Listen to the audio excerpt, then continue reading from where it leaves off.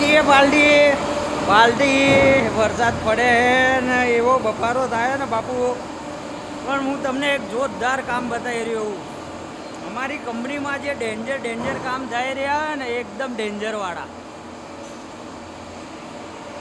અમારા બધા એકદમ ખિલાડી માણસ છે બધા. તમે જુઓ એકદમ હેવી રિંગ.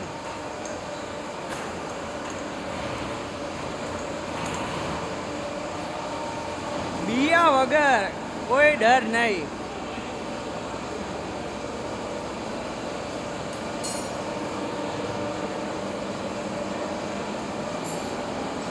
આ આપણા મશીનનું કામ 2-4 દિવસમાં લાગશે. અત્યારે આ એસએસનું કામ ચાલી રહ્યું એ પતા પછી